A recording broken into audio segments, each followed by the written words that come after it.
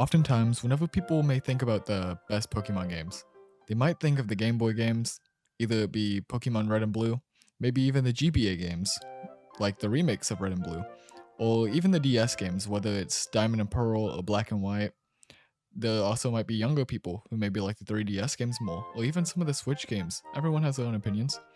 Either way, I believe the innovation and two games that are often forgotten stand above all of those. That being Pokepok.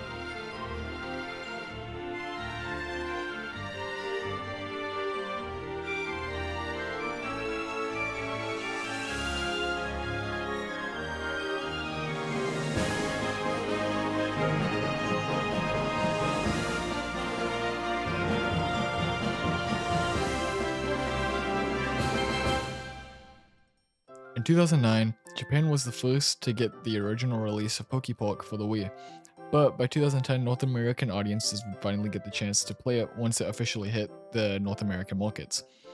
Unlike traditional Pokemon games, where you play as the trainer trying to beat gyms and trying to beat other trainers, in this game, you instead play as Pikachu, with your friends Charmander, Chikorita, and Piplup, who are trying to collect shards after being sent on a quest by Mew and some weird, like, artsy intro sequence cutscene thing. I don't know, put it on screen, but it's basically Mew kidnapping you.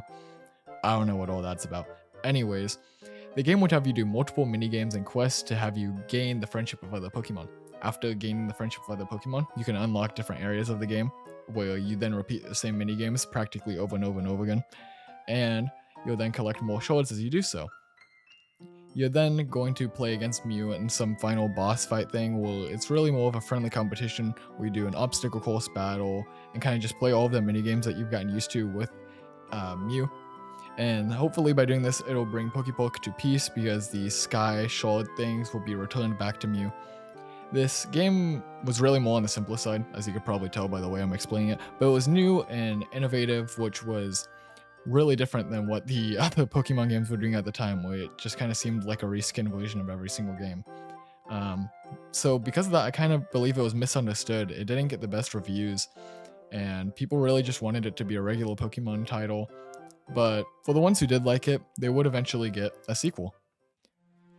Pokepok 2 was released only 2 years after the original Pokepok, and this time it would only take a few months before North Americans could get their hands on it. The game seemed to practically master at everything the original Pokeball couldn't do with its original concept. This time, you didn't just play as Pikachu, but you could also swap out with Oshawott, Snivy, and Tepig. With these characters, you had different options too, which you would have to use for different tasks and different minigames. And that being kept in mind, the minigames were still the main focus of the game, but they were much more expansive and well thought out. It seemed like the dev team had a lot more time to actually think about how they wanted the minigames to play out and how they could make them more enjoyable. With this in mind too, it's also important that we look at the new world that they expanded upon. Instead of having a hub area where you just walk into different gates to get to different areas, this time you now have routes and different caverns which will lead to new sections of the map that contain shrines and different types of Pokemon. This helped the world feel more alive and like a breath of fresh air. Another thing that it completely expanded upon was the plot. This game just doesn't straight up give you the plot, it alludes to a sense of danger and uses cutscenes with legendary Pokemon such as Zekrom and Reshiram to create suspense. And after playing the game more and more, you'll eventually come to a realization that Darkrai is the main antagonist.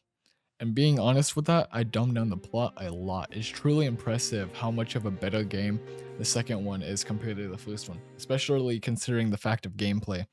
The original Pokepok said to take only about 3 hours of base gameplay without doing a 100% completion to beat the game. Only 3 hours. Meanwhile, Poképok 2, it said would take about 8 hours of base completion. That's at least doubling it, and considering that most Pokemon games at the time take about 10 hours, that makes sense. It's in the time zone that Pokemon kinda likes to sit in. In case the purpose of this video wasn't clear enough, this isn't just a way for me to talk about Poképok and talk about the plot and try and say that it's better than the original Pokemon games, because it's not. This was more of a joke video that I'm just having fun making, and honestly, I'm just using it as a chance to get used to editing videos and stuff.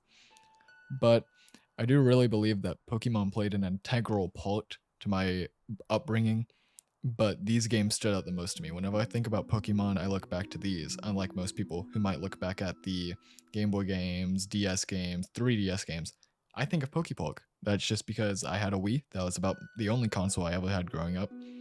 And it was about the only decent Pokemon game that you could get on the Wii. And I would go to GameStop with like old DS games that I had gotten from my cousin, take those to GameStop and exchange them for the like original Pokepok game, because my parents had bought me the second Pokepok game if I remember right, but I never had the original one. So after beating the second one, I had to take my DS games and go back and buy the original one using my old DS games that I had gotten. And honestly, looking back on it, I'm glad that I did that, because Poképok is one of those games that I really would like to see a remaster of, especially with the Nintendo Switch. I really think it's completely possible. But I really get why these titles weren't well received. I mean, people wanted a mainstream Pokemon game. Um, they wanted the Wii to have Fire Red. They wanted the Wii to have one of those Pokemon trainer games, but the Nintendo just didn't seem to develop it at the time. And even though it's been like 15 years since the original release of Poképok, I still think it's worth doing a playthrough if you haven't already. There's many ways to if you don't have a Wii. I'm not going to say that how to, but you can make a good YouTube or Google search and figure it out. Anyways, it only takes about 8 hours to complete the second one, and if you're playing the first one, it's only 3 hours, although I completely recommend the second one way more. I really hope you guys enjoyed this video of me just joking around and having a yap session about this random Pokemon game that seems to have been forgotten and lost to time. But it's something that I grew up playing from like the ages of 4 to 6. I mean, that's whenever I was using the Wii the most, until I got the Wii U, and then it was kind of like Minecraft Wii U. But yeah, this is the Pokemon game that I think of whenever I think of Pokemon. I'm not a diehard Pokemon fan, but I watched the show, and this Poképok 2 went along with all of the characters from the Black and White series of the show, which I'd watch on like Cartoon Network. So it just makes sense on how it helped me create myself as who I am. Hope you guys enjoyed. See you next time.